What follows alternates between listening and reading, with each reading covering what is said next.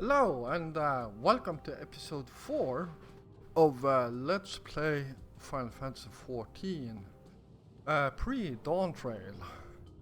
So, yeah, we were doing some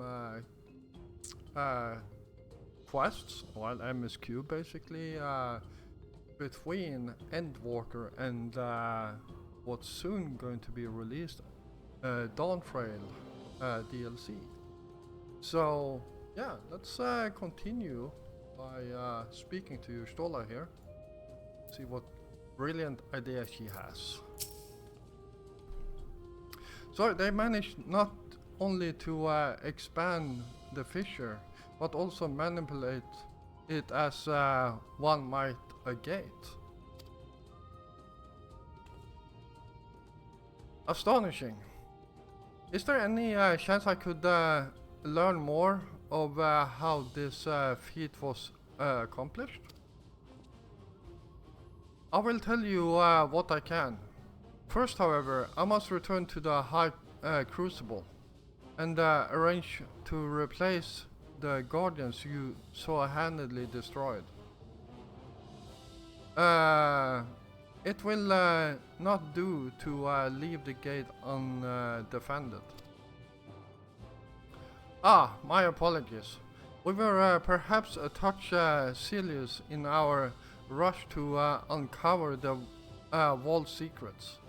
If the constructs can be repaired, we would be happy to offer our assistance. That will not be necessary. Much as I retain spare vessels for myself, we keep duplicate guardians on hand for such eventualities. In any case, we should return to Rajatan.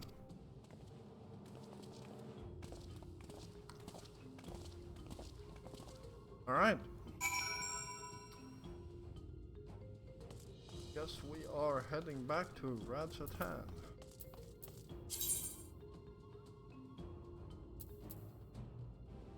Yeah, we can teleport there.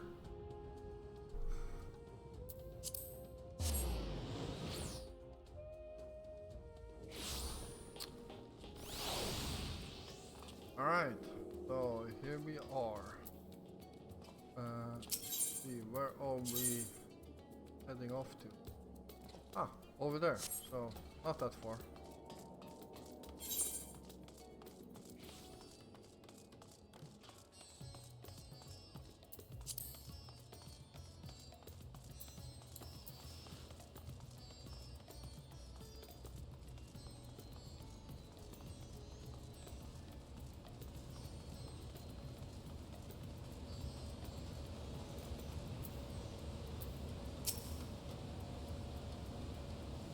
Alright, let's see what going to happen. I promise we will discuss the void gate further, but first I must attend to the matter of the wall's sentinels. As your instruments have no doubt informed you, the Kulu has been reduced to so much scrap. Please bring a new one out of storage and see that it is conveyed to its post along with some few lesser constructs. Was it Tomb Robbers? Fiends born of the Tower of Sot? By the sister, do not tell me a blasphemy yet roams free.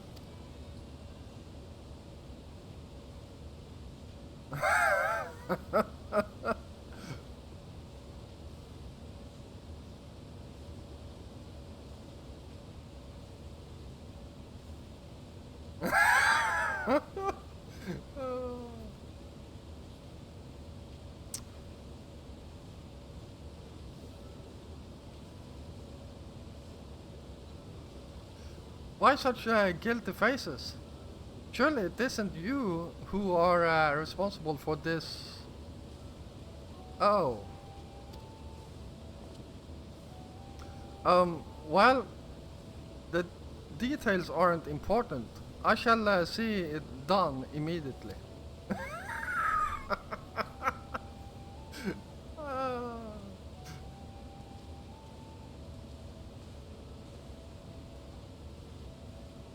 And with that, the vault will soon be secure once more. Now, I believe you had questions? Quite a few, in fact. But I'd like to begin with the gate itself. It is still functional, yes? Indeed, which is why I saw it sealed with an alchemically forged lock and warded it with my magics. Such power must not fall into the wrong hands. In truth, the primary reason for the vault's construction was to keep the gate hidden from the outside world. So much efforts for such a little door. That little door you speak of leads to an abyss teeming with unspeakable horrors. That said, in the current state, it would admit only the lowliest of void scents, and from this side, no man would be able to pass through. No man? I should think Alphanode would fit, given a firm enough push. Oh, wow. Physical size is only one consideration. The true restriction hinges upon the etheric density of the soul in transit.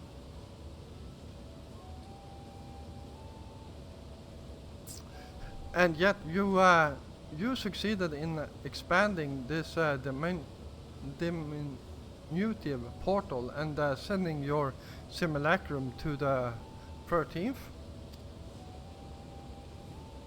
Thanks to my brilliant alchemists.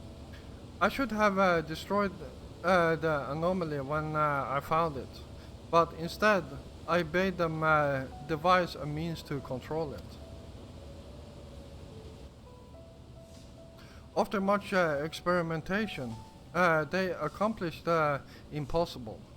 A method was conceived by which my magics could manipulate the fissure and transform it into a serviceable gate. But the process has long since been forgotten. Once I have given up search for Asdaya. There was no need to preserve such esoteric and dangerous knowledge. Thus has the gate lain dormant for years uncounted. Our own passage to the 13th was made relatively simple thanks to the Crystal Tower. An ancient mechanism channeled the tower's vast stores of energy to open a void gate, one bound to a covenant made with the cloud of darkness. Once that sovereign entity was beaten back, however, the covenant was broken, and the doorway severed from its connection to the world, to the void.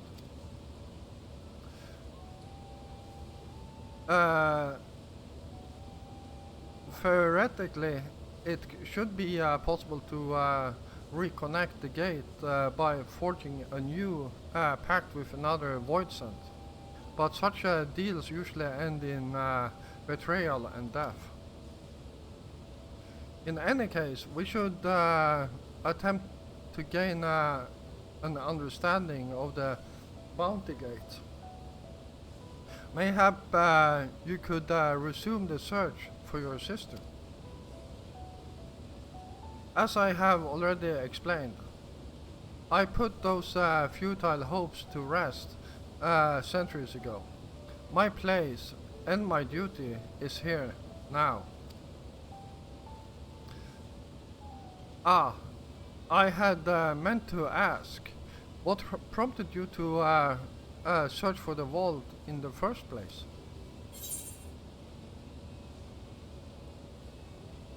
Uh, to see if the legends were true.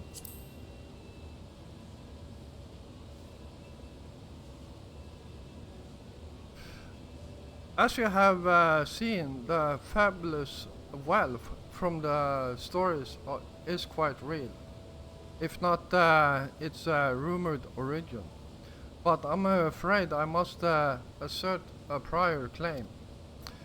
I've been adding to that trove for years, little by little, but the time has come to spend it, that I might alleviate my people's suffering. Then we are of one mind. We have no intention of taking it for ourselves. Isn't that right, my friend?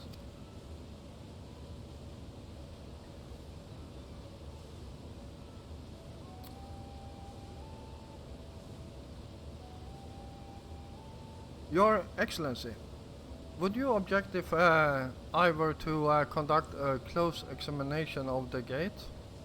I will make no attempt to open it, of course. I owe you and yours a debt that can never be repaid. Whatever boon you ask of me, you shall have it. You are most gracious. I shall take full advantage of your permission.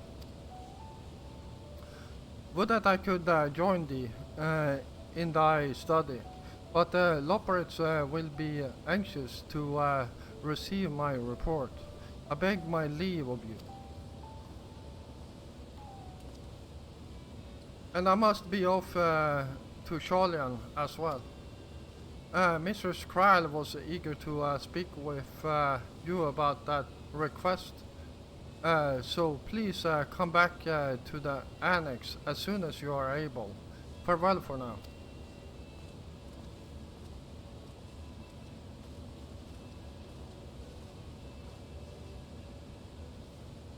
Ooh. We can discuss my findings once I return. You'll not be rid of me so easily.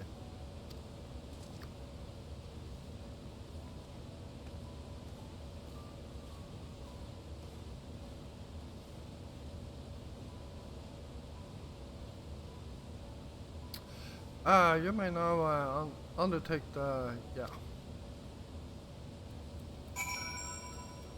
Alright, well, that's a part of the story done. So, let's see what Sean has to say. The difficult part is part in all this will be deciding how best to put these riches to use. Will you lend me your assistance in these deliberations? Of course I will. Thank you, Joffrey. Joffrey and I are in this together. I will follow his example.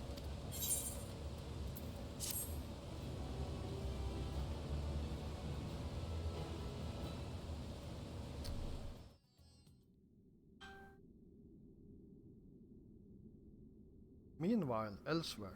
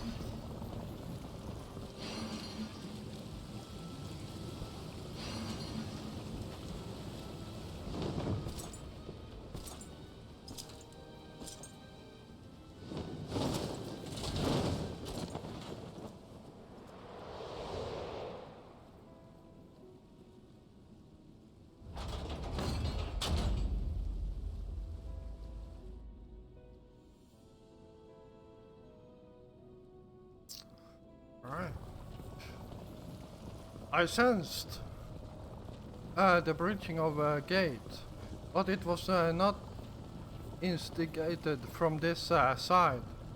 It was thrown upon.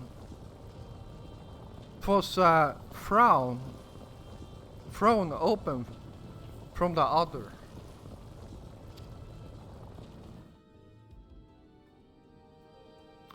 I too felt it. A rare occurrence, yes, but such a tiny portal is beneath our notice. There are more pressing matters at hand. An opportunity is upon us, the coming of which we have awaited for nigh on 10,000 years. We dare not let it slip our grasp.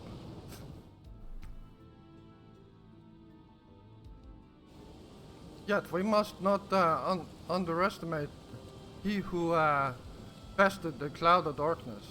Even restrained by a covenant, the cloud was no feeble wisp to be dispersed by some flesh and blood mortal.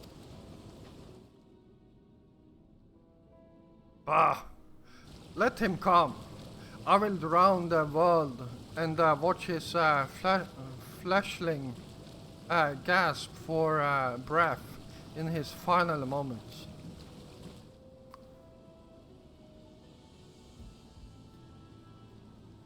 Your zeal is admirable, but forget not our cause. Think back on our struggles beneath this sunless sky. Remember why we cede not our will to fight.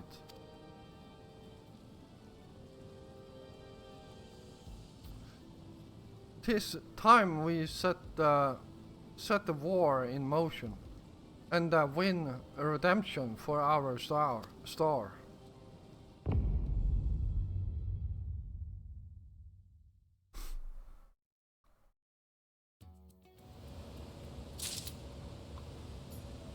Alright, well, let's continue. Shall we begin? If we are to spend the treasure wisely, then we must first determine which groups would benefit most from monetary assistance. Some of my citizens may find it intimidating to speak with the satrap directly, so I would ask that you act in my stead. Jofir, you are to visit Akyali and Yedlimad. Speak with Matsaya and his people, and listen to their grievances. Estinian, I bid you to do the same at Palakastan. I will be conducting my own inquiries at Giant's Gall grounds. Once you believe you have ascertained the needs of the populace, we can reconvene at Megaduta. All right.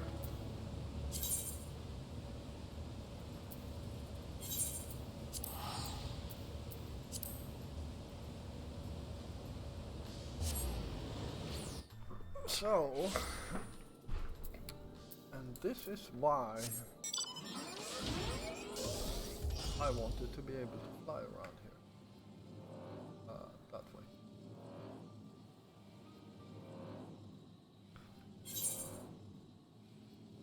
What's this? Nothing useful, and that one is not useful either. Let's see.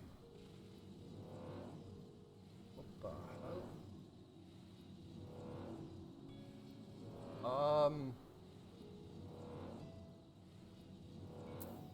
Yeah, never mind that. That looked like crap, in my opinion.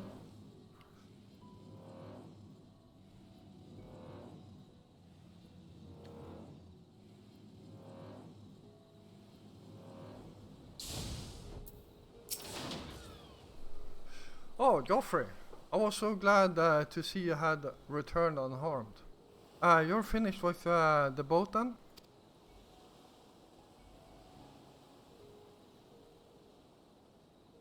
Anything the village desperately needs? Well, I suppose Khalsal's loss hit us the hardest. I've been trying to find buyers for my fish, but all thought shall I sell a few here and there. It's so much more difficult than it was before.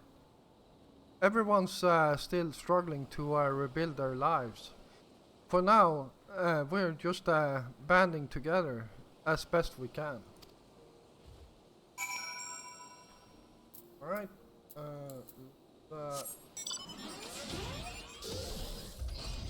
fly over in this direction.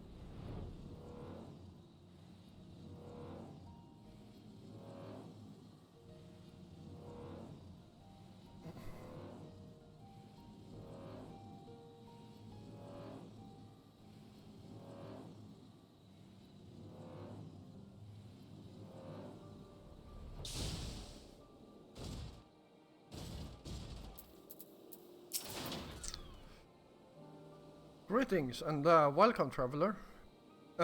If this is your first visit to Favnir, then you must try my special Amra Lass. Its refreshing zest cannot be beat. What could such a wonder cost, you wonder? Normally, I part with 3 bottles for the generous price of 19,800 gil. But for you, I am willing to go as low as an even 10,000. You'd be practically stealing from me.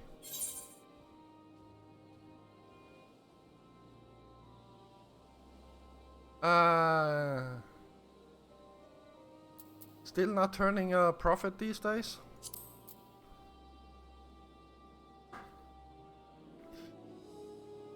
Times are harsh, my friend. The world may no longer be on fire, but we are still sifting through the ashes, so to speak. Sister, spare me. We might as well have that ugly tower back for the scant few travelers we see these days. I myself barely have the coin to buy at local price. Says, I tell you, if I didn't charge the odd adventurer a small fortune for afternoon tea, I'd be scavenging for scraps in the street.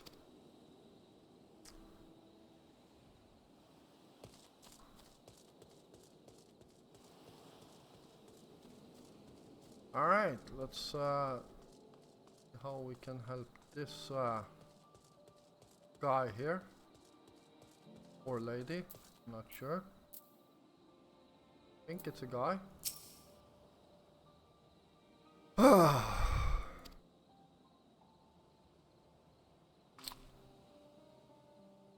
How far is the port? Well, it's in shambles, isn't it?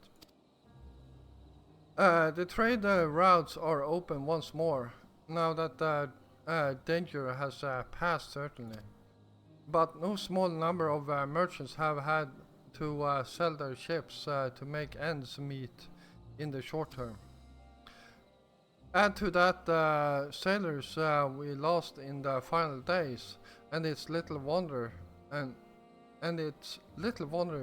the flow of exports is no more than a pitiful trickle. If Khalsal and his consortium were still with us, I'm sure he'd have found a way to turn our fortunes around.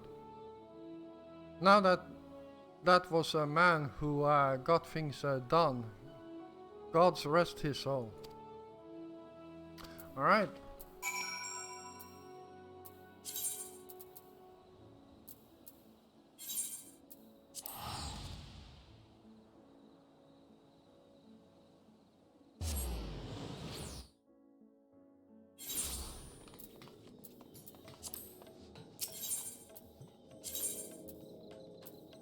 Alright, let's head up there and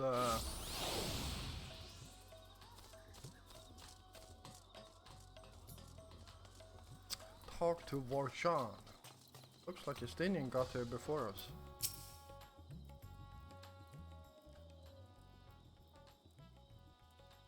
Ah, my advisors return. I've just made it back myself. Why do you retain this vessel now that your true form is known? You could have flown across the island in a fraction of the time. But that is but that is it. May. The sight of a massive creature descending from the sky can be startling, to say the least. And there are a few places I can enter comfortably without the risk of flattening some cart or stall. That's actually true. Fair enough. As for my inquiries, the people of Palakistan were unanimous in their reply. They are surviving. Resources were stretched to the limit when refugees were pouring in, but they preserved with some assistance from Yedlimad. From what I understand, they have always been an independent community, hunters and foragers and the like. And I was assured that the jungle provides for their needs, for the most part. Palakistan has weathered the disaster better than most, it seems. I myself heard good news and bad. The quarrymen were cautiously optimistic, having just sold a full wagon of giant's gall to a foreign trader. But such visitors are few and far between. Compared to our best years, the weight of stone leaving Fafnir has been light indeed. Our nation is small and isolated. Its prosperity depends on a steady stream of exports. We must identify any obstacles to the flow of trade, so we may begin working to remove them. Tell me, what did you learn in Akyali and Yedlimad?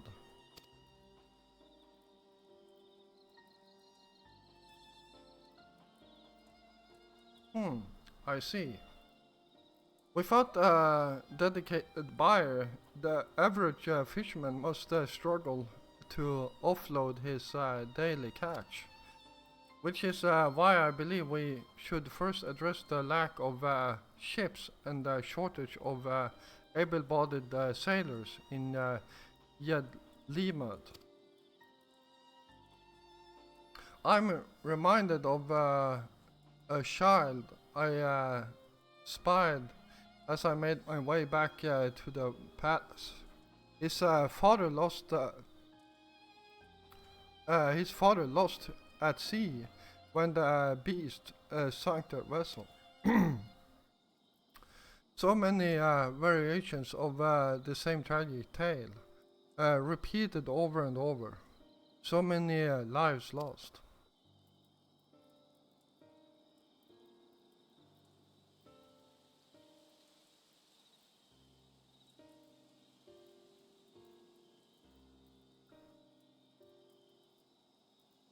Enough grief to drown in enough grief to drown in if we let ourselves be overcome.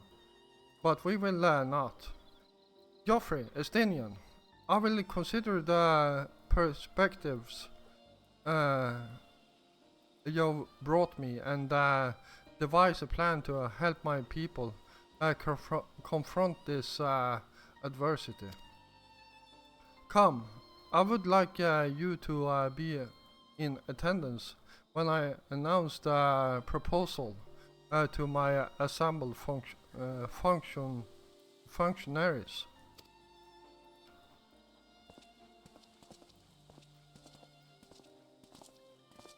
All right. Whew. Oh.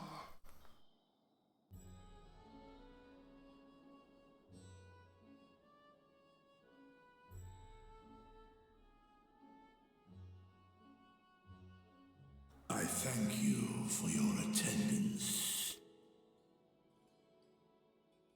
The riches the Radiant Host have retrieved were hoarded in Alzadal's name.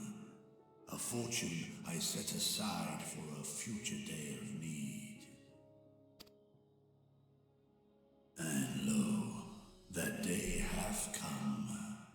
Made aid our wounded city in reclaiming its vibrancy and vigor. In better times, I would leave such a task to our capable Ahawan. God's rest his soul. Finding myself bereft of his counsel in the here and now, I will assume the responsibilities of mine office directly. Firstly, the treasure shall be sold for more convenient currency. Thence, invested into the trading port of Yedlamad. Our merchants must have their operations restored, their ships rebuilt. Commerce must flow once more. None were spared the tragedy of the final days. Of this, I am well aware. But an absence was created by the loss of Kalzal's consortium. And by filling it, we provide new means for our fishermen, our artisans, and others to bring their wares to distant markets.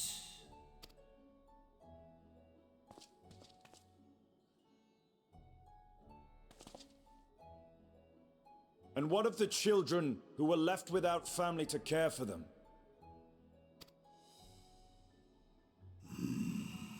That is a concern which weigheth heavily upon my mind. A simple gift of coin will soon be exhausted, leaving these young souls adrift on the fringes of our society. Nay, a proper solution is needed. One which doth guarantee their welfare for years to come.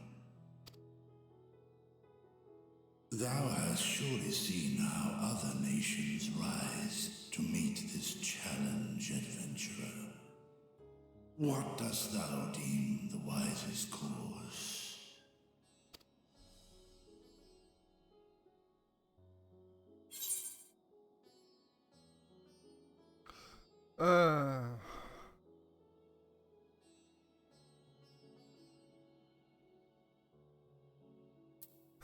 I'll take a village. Taxes. Levy them on trade profits in exchange for your investment.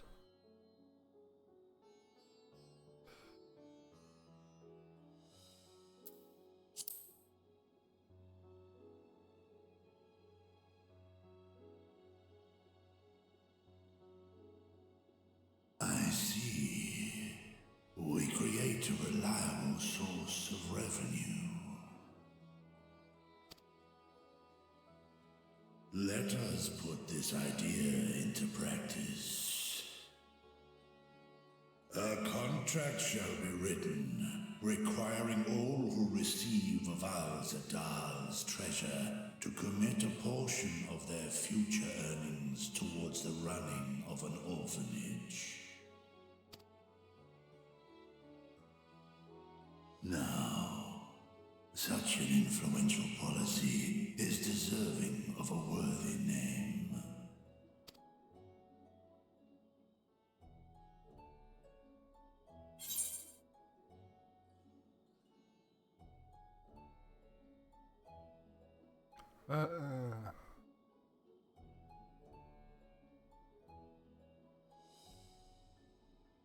Something with Khalzal seem appropriate. Why not honor one of your most successful merchants? I would say both of them are basically the same. So let's take the top one.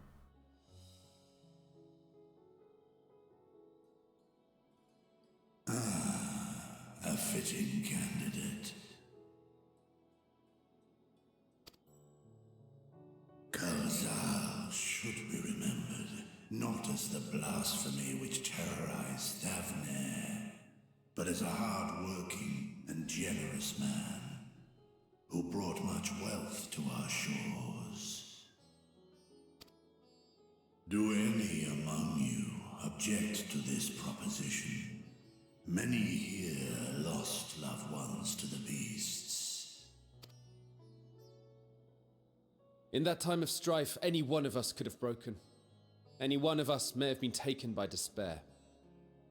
When I think of Khalzal, I feel no hatred. Only a stinging regret that we could not save him as well. Isn't that right, men?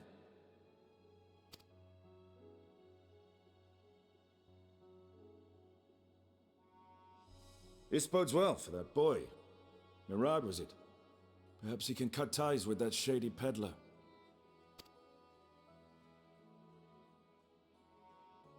Then let it be done. Henceforth, this initiative shall be known as the Khalzal Foundation. Nabdeen, thou art to assemble a patrol and ensure that no child in this city liveth in squalor.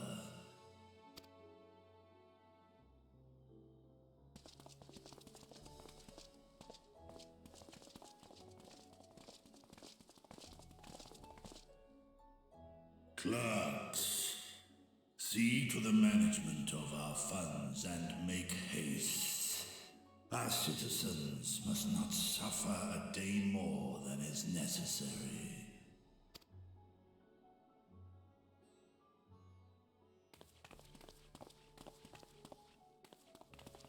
Dragon and man, side by side in pursuit of a brighter morrow. I'm reminded of Ishgard.